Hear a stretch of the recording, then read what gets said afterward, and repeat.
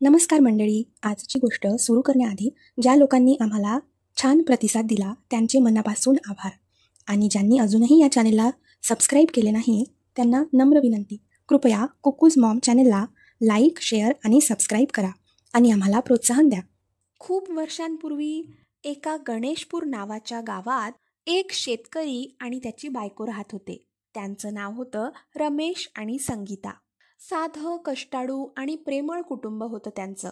देवाच्या कृपेने त्यांना एक गोड छोटं बाळ झालं आणि त्या बाळाचं नाव होतं छोटू. छोटूमुळे घरात आनंदाचे वातावरण पसरले होते. घरात आणखी एक प्राणी होता, एक छोटासा मुंगूस. शेतकऱ्याने शेतातल्या बांधावरून त्याला पिल्लू असतानाच आणले होते आणि तेव्हापासूनच तो घरात पाळीव म्हणून राहत होता. मुंगूस फार विश्वासू, शांत आणि एकनिष्ठ होता. मुंगूस घरी आल्यापासून संगीताने मुंगुसाला आपलंच लेकरू मानलं. एके दिवशी रमेश आणि संगीता शेतात नांगरणीसाठी गेले. छोटू पाण्यात गाढ झोपला होता. तेव्हा संगीताने मुंगुसाकडे पाहून म्हटले, मुंगूस, आम्ही शेतात जातो. छोटूची काळजी तू घे. मुंगूस आपली शेपटी हलवत पाळण्याजवळ बसून राहिला. घरात निवांत शांतता होती. पण त्या शांततेतच अचानक एक मोठा काळा नाग घरात शिरला. फुटकार टाकत तो सरपटत सरळ पाळण्याकडे निघाला. मुंगुसाने हे पाहताच आपला संपूर्ण जोर लावून सापावर झेप घेतली. सुरू झाला प्राणांतिक संघर्ष.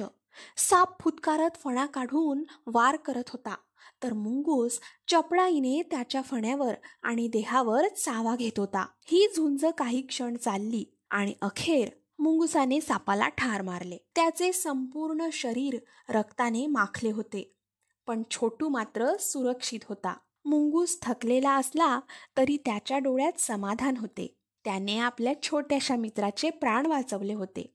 इतक्यात रमेश आणि संगीता शेतातून परत आले. दारात पाऊल टाकताच त्यांनी काय पाहिले? मुंगूस उभा आहे आणि त्याचा चेहरा रक्ताने माखलेला आहे. संगीता घाबरली. तिचं हृदय धडधडू लागलं. तिला वाटलं, अरे देवा, या मुंगसाने आपल्या बाळावर हल्ला केला असावा. क्षणाचाही विचार न करता राग व भीतीने तिने हातातले जड पाण्याचे भांडे मुंगसाच्या डोक्यावर आपटले. मुंगूस जागीच कोसळला. त्याचे छोटेसे शरीर शांत झाले. संगीता धावत आत गेली. पाळण्यात छोटू निर्व्याज झोपला होता. बाजूला एक भला मोठा साप मेलेला पडला होता. तिच्या डोळ्यात अश्रू दाटले.